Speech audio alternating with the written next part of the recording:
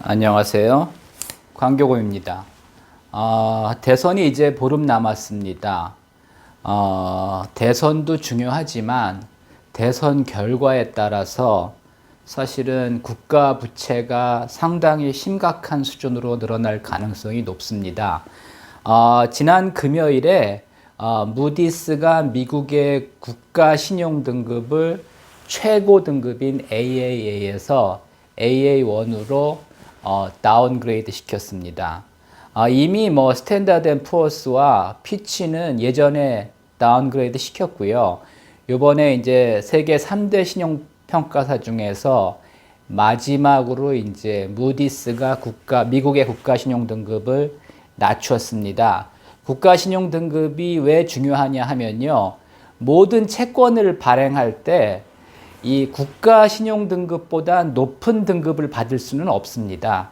그러니까 뭐 삼성전자가 아무리 신용이 좋아도 예를 들어 한국의 국가 신용 등급보다 더 높은 등급을 받을 수는 없습니다. 그래서 이제 국가 신용 등급이 한마디로 국제 금융시장에서 그 회사의 이제 등급이 그 나라의 등급이 되면서 그 회사의 이제 등급이 최대 등급이 되는 겁니다.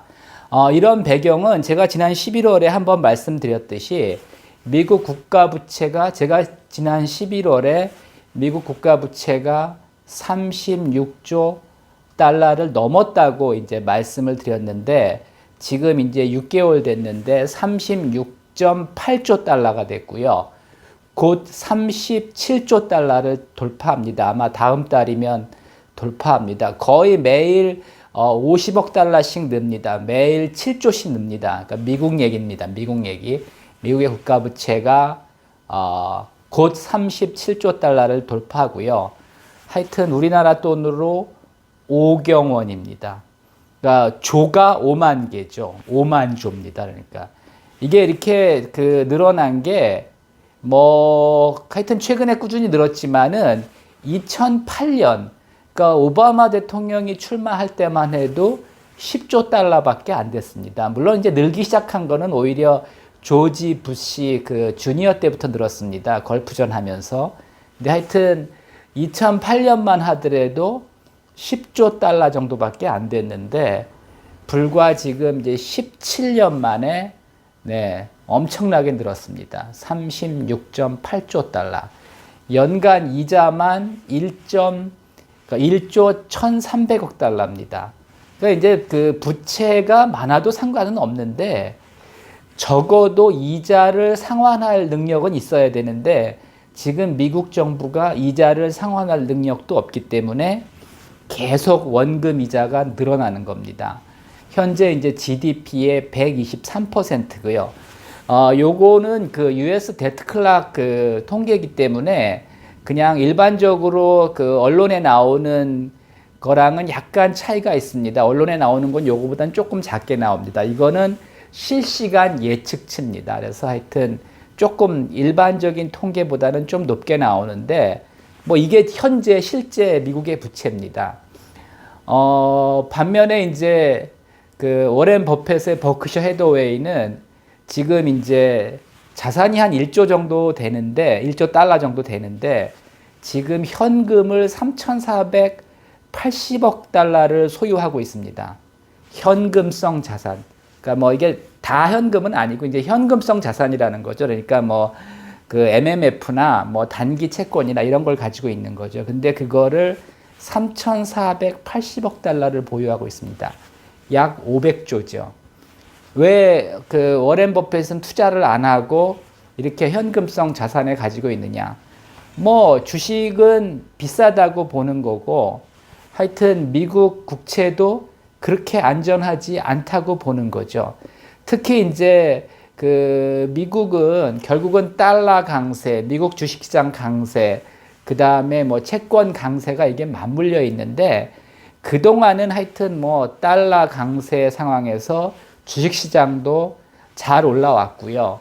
또한 미국 국채시장도 굉장히 안정적으로 전 세계의 투자자들이 다 투자를 해줬습니다. 근데 이게 이제 미국 국가 부채가 본격적으로 이제 부담스럽다고 느껴지게 되면은 동시에 약세가 될 가능성이 있습니다. 미국 달러도 약세가 되고 미국 주식시장도 약세가 되고 미국 이제 국채도 약세가 될 가능성이 있습니다. 물론 당장은 아닙니다. 근데 하여튼 미국도 지금 여러 가지 어려운 상황을 맞이하고 있고요. 트럼프의 관세 전쟁이 제가 볼 때 이제 실패할 가능성이 높고요.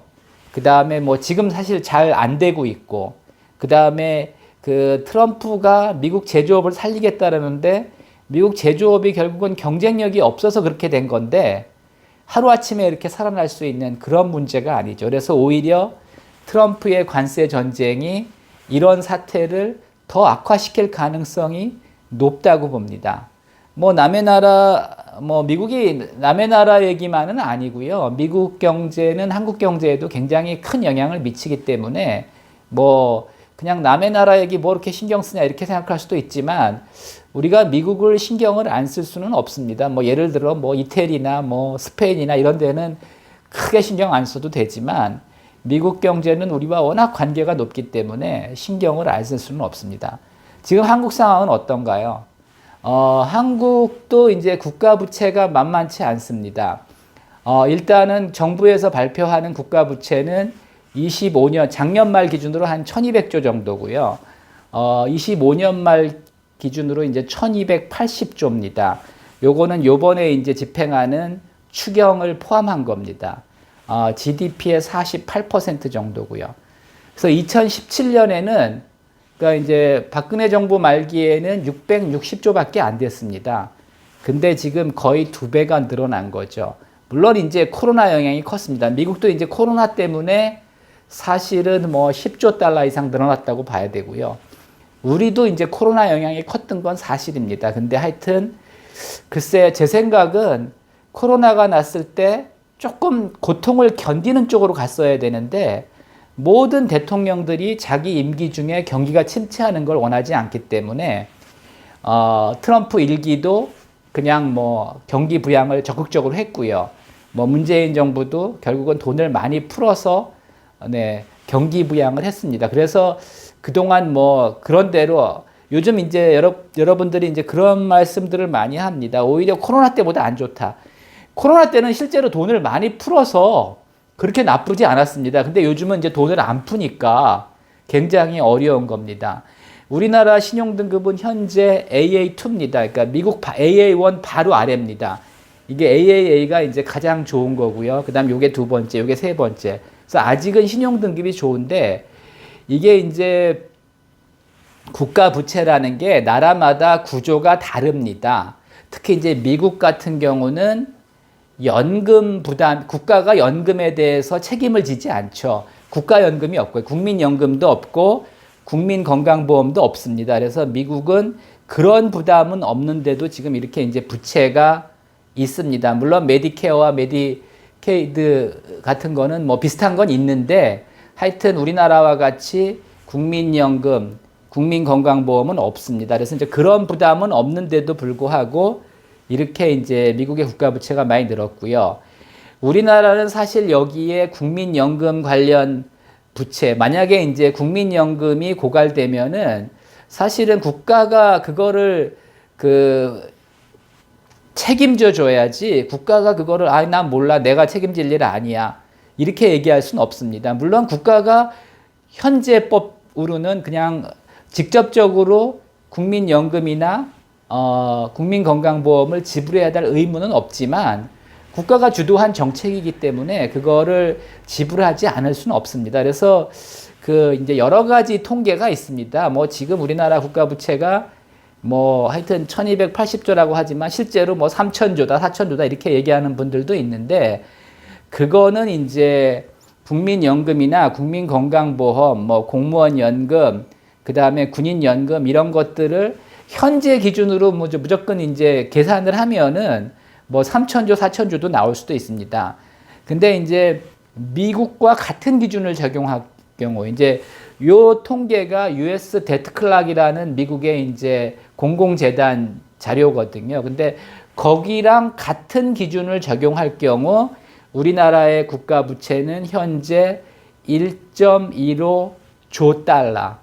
1.15 트릴리언 달러. 그래서 그 환율을 우리나라 돈으로 계산하면 1610조가 됩니다. 그래서 이제 계산 방법에 따라 하여튼 차이가 많지만 우리나라 국가 부채는 뭐 하여튼 1280조에서 1610조 사이라고 이제 보시면 됩니다.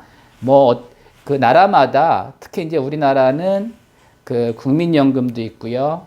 그 다음에 국민건강보험도 있고 우리는 또 공기업이 많습니다. 그래서 공기업 부채도 사실은 국가가 책임질 수밖에 없는 그런 부채입니다. 공기업은 뭐 기업이면서도 또 이제 국가가 이제 지분을 보유하고 있기 때문에 그래서 미국과는 좀 구조가 다른데 어쨌든 하여튼 우리나라 국가 부채도 뭐 한 1280조, 한 1300조에서 1600조 정도로 이제 봐야 되는데 문제는 이제 대선 후 지금 이제 추경이 또 불가피하다는 겁니다. 이제 어느 후보가 당선되느냐에 따라서 다르지만은 하여튼 민주당 후보가 된다면 적극적으로 추경을 해서 이제 경기를 부양할 겁니다.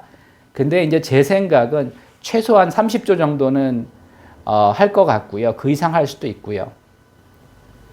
근데 이제 문제는 구조조정 없는 경기 부양. 근데 실제로 코로나 때 이랬죠. 구조조정 안 하고 계속 경기 부양만 했죠. 그래서 국가 부채만 늘어나고 실제로 그렇게 이제 국민 생활엔 도움이 안 된다는 겁니다. 코로나 때 그 재난지원금 몇십만 원씩 다 줬죠. 근데 다 고기 사 먹고 말았죠. 그래서 물론 고기 사 먹으니까 그 식당들, 자영업자들은 또 그런 대로 또 버틸 수 있었죠. 근데 결국은 그때 만약에 구조조정을 했다면, 그때 만약에 식당들이 폐업을 했다면, 손실을 줄일 수도 있었는데, 구조조정을 안 했기 때문에 결국은 부채만 더 늘은 분들도 굉장히 많습니다. 그래서 하여튼 추경이 나쁜 건 아니지만은 하여튼 구조조정 없는 경기 부양은 결국 이제 국가 부채만 늘릴 수밖에 없는 거고 지금 우리나라 자영업이 공급 과잉이 굉장히 심합니다. 구조조정이 필요합니다. 실제로 이제 지금 부동산, 공인중개사도 너무 많고요. 그 다음에 편의점도 너무 많고 커피 전문점도 너무 많고 그 다음에 치킨집도 너무 많고 식당들도 너무 많습니다. 이걸 모두 다 살리려면 결국은 서로 그 경쟁하다가 다 망하는 거죠. 결국은 경쟁력 있는 데만 살리고 경쟁력 없는 데는 오히려 죽여야지 이게 이제 경제가 살아날 수가 있습니다. 그래서 자영업 구조조정이 선행되지 않는다면 그러니까 무조건 지원보다는 오히려 폐업 지원금을 줘야 됩니다. 그래서 경쟁력 없는 하여튼 가게들이 폐업을 할 수 있게 도와줘야 되는데 지금 그런 얘기하면 다 싫어하죠. 그래서 이제 국민들이 그런 얘기하면 국민들이 싫어하기 때문에 지금 아무 후보도 그런 얘기는 하지 않습니다. 그래서 경기를 살리겠다, 경제 강국을 만들겠다 이런 얘기만 하지 구조조정 얘기는 하지 않는데 사실 구조조정이 없는 경기 부양은 국가 부채만 늘릴 뿐이고요. 하여튼 미국도 지금 이제 심각해지는 거죠. 이제부터는. 그동안은 이렇게 잘 버텨왔는데 하여튼 그렇고 일본은 국가 부채가 이미 300%를 넘었습니다. 그리고 하여튼 그리스도 한 200%가 넘고요. 그래서 우리도 그렇게 안심할 때가 아닙니다. 그래서 하여튼 여러분들이 결국은 이게 이제 선거가 중요한 게 선거 때마다 공약이 남발되고 또 공약을 하면 어느 정도는 지켜야 되기 때문에 결국은 민주주의는 포퓰리즘으로 인해서 파산할 수밖에 없는 그런 단계로 가고 있습니다. 참고하시고 투표 잘 하시기 바랍니다.